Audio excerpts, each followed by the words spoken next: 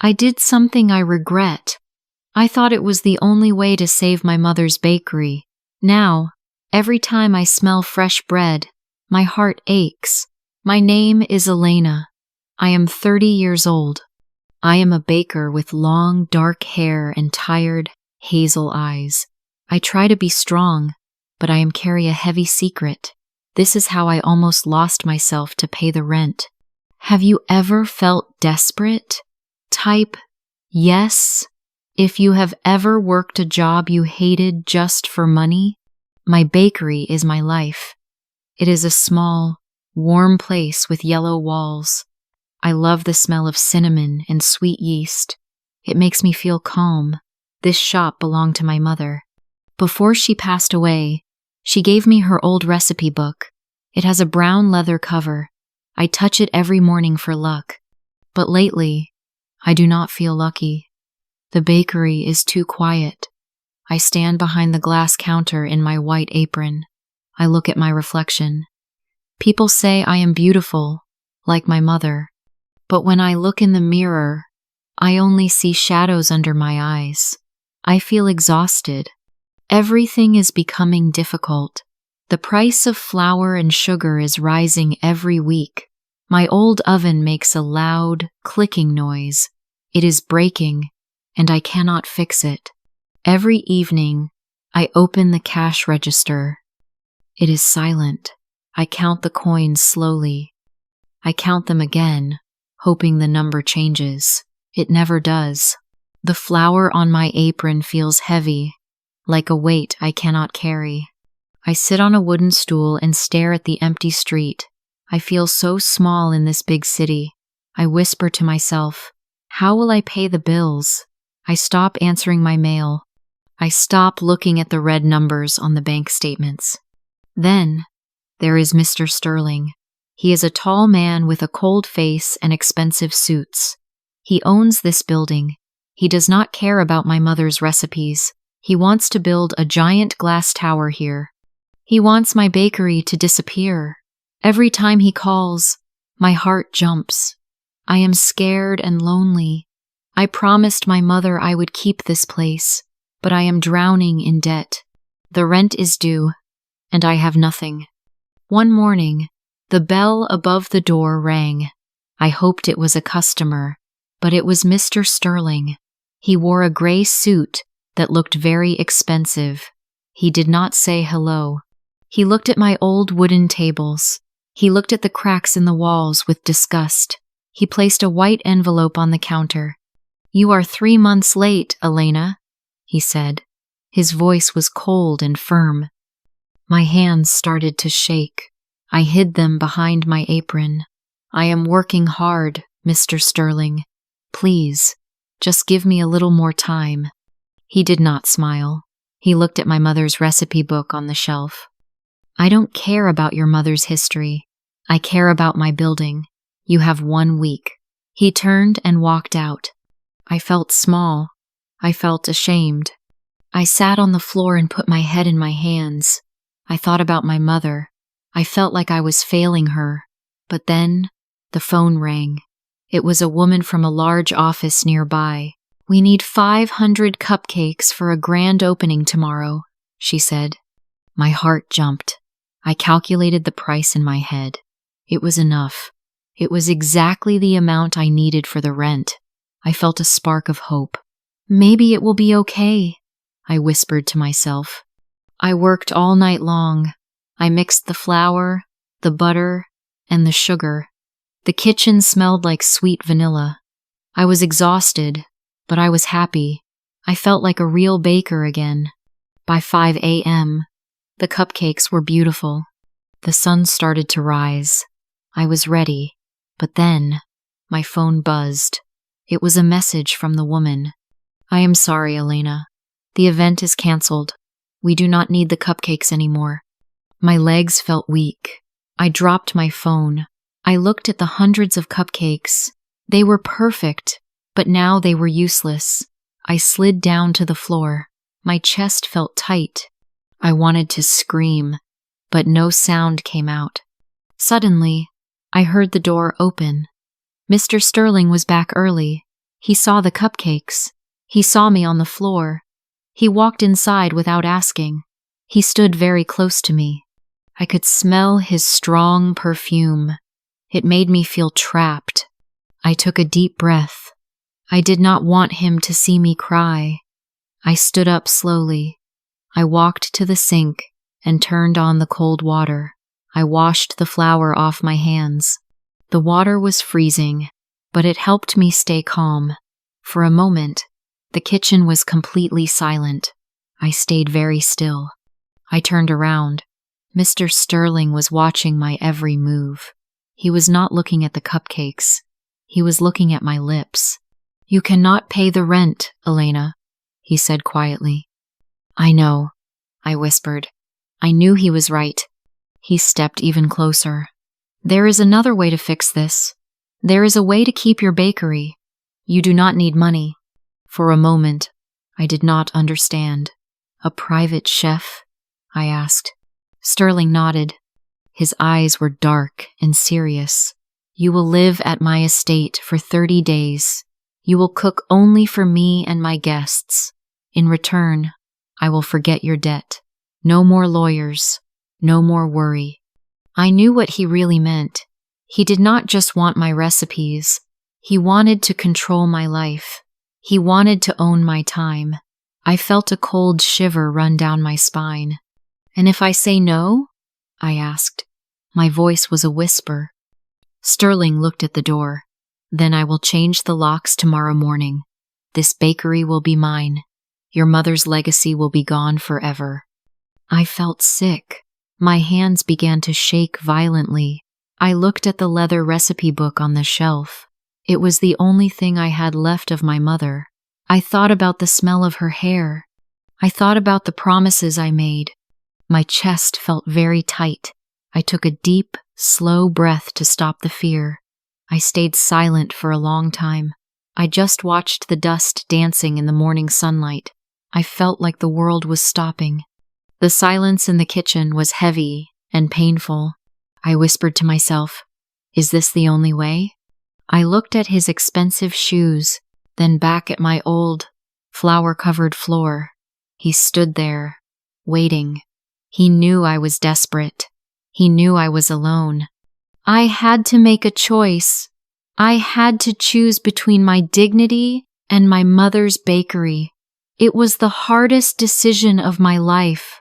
I arrived at Sterling's mansion on a cold evening. The house was giant, but it was not a home. It smelled like expensive perfume and cold stone. It did not smell like my bakery. I felt out of place immediately. I thought I was there to work in the kitchen, but when I entered, I saw no flour. I saw no ovens. Sterling gave me a silk dress. He told me to stand by his side during a dinner party. There were many guests in expensive clothes. They looked at me, but they did not see me. They talked about money and power. I knew then that I was just a decoration. Sterling wanted to show everyone that he owned the beautiful baker. I whispered to myself, "This is wrong. This is not who I am." During dinner, Sterling laughed loudly. He put his hand on my shoulder. His grip was tight. "Elena is finally learning," he said to his friends. "She used to spend all day in a dusty, poor bakery. I told her to forget that place. It was a pile of old bricks." He looked at me and smirked. "Stay here, Elena. You are much better as my assistant than as a baker." The guests laughed. I felt a sharp pain in my heart. I thought about my mother's hands. I thought about the flour on my apron. Her bakery was my life. It was a place of dreams. It was not a pile of bricks. Suddenly, I felt a wave of courage. My heart beat fast, but my mind was clear. I reached for the small white apron I had to wear over my silk dress. I untied the ribbon slowly. I felt my hands stay perfectly still. I was not shaking anymore. I threw the apron onto the expensive rug. It fell like a white flag of war. I looked straight into Sterling's eyes. I did not look at the floor. "You can buy a building," Mr. Sterling, I said. My voice was steady and strong. But you can never buy my soul. My bakery was small, but it was honest. You have everything, but you have nothing. Sterling's face turned red. He was shocked. I took a very deep breath. I felt my chest expand. I stood very tall. For the first time in a long time, I did not feel small. I felt like myself again. Sterling screamed. His face was red and ugly. I will destroy you, he yelled. I will make sure you never open a bakery in this city again. You will be a beggar on the street. I felt a cold shiver, but I did not shake. I stood very straight. I did not look at the floor. I looked directly into his angry eyes. You can take the building, Mr. Sterling, I said. My voice was calm and firm. You can take the walls and the oven, but you will never own my mother's recipes. You can never buy my heart. I turned and walked away. I did not look back at his expensive furniture or his angry face. I walked out of the mansion and into the night. It was raining hard. The cold water hit my face and soaked my silk dress. I felt like the rain was washing away his control. My chest felt light. I was alone in the dark, but I was not afraid. I whispered to myself, I am finally free. I walked back to my small bakery. The street was quiet and dark. I looked at the sign above the door. It was old and beautiful. I knew I had to leave tomorrow. I felt a heavy sadness in my heart, but I also felt a strange relief. I walked inside and took the leather recipe book from the shelf. I held it close to my chest. It smelled like cinnamon and my mother's perfume. It was the only thing I needed. I put it in my bag and locked the door for the last time. When I turned around, I saw Mr. Miller. He is my neighbor. He is a quiet man who also suffered because of Mr. Sterling last year. He looked at me for a long time. I thought he was going to say something mean. I saw you at his house, he whispered. I was worried about you. Then, he looked at my eyes. He saw that I was not broken. He saw that my head was high. He smiled. It was the first time I saw him smile. You won, Elena, he said. He has the keys to the door, but you have the keys to your life. I felt my eyes fill with tears. I took a deep sigh and looked at the moon. My bank account was empty. I had no home. But for the first time in years, I did not feel small. I felt proud of myself. I was ready to start again. Here is the final part of the transcript, covering the resolution, moral lesson, and practical application. 6 months passed. I am in a new city by the ocean now. I do not have a big bakery with yellow walls anymore. Instead, I have a small, bright blue food truck. Every morning, I wake up and I feel calm. I do not have debts. I do not have Mr. Sterling. I heard news about him last week. He is in big trouble. The police are investigating his business for cheating people. His glass towers are not being built. I felt a small, quiet smile on my face. Justice finally arrived. A little boy came to my window today. He took a bite of a warm cinnamon bun and his eyes went wide. This is the best bread in the world, he said. I laughed and felt a warm glow in my chest. I reached back and touched my mother's recipe book. I whispered to myself, We did it, Mom. The book used to smell like fear and old dust in that dark bakery. Now, it smells like the sea and fresh air. It smells like freedom. I realized that my mother did not give me a building. She gave me a gift that no one can steal. I stood tall and breathed in the salty wind. I am happy. I am finally home. This story teaches us a very important lesson. Never let your fear of being poor make you forget your value. A house is just walls and wood. It can be taken away, but your dignity is your soul. It stays with you forever. If you believe your pride is more important than money, please like this video, subscribe to our channel, for more stories about strength and courage. In our modern world, we often face very high pressure. Prices are rising, and bills are everywhere.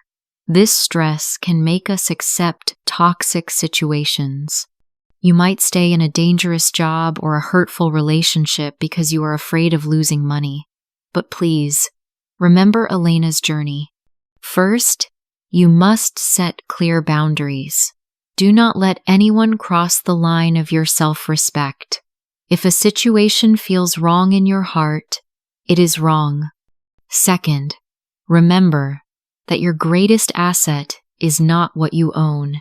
It is your skill and your character. Elena lost her shop, but she kept her talent. No one can take your ability to work, learn, and create. Third, understand that losing a physical thing is sometimes a blessing. It can be the start of a bigger, more beautiful life. When Elena lost her bakery, she found her true strength. Do not be afraid to start again from zero. Even if you start in a small truck, it is better because you are the driver. You are in control of your destiny. Protect your peace of mind. It is worth more than any bank account. Thank you for listening to Elena's story today. We want to hear from you. What would you choose? Your house or your pride? Comment 1 for house or 2 for pride. Like and subscribe for more. See you in the next story.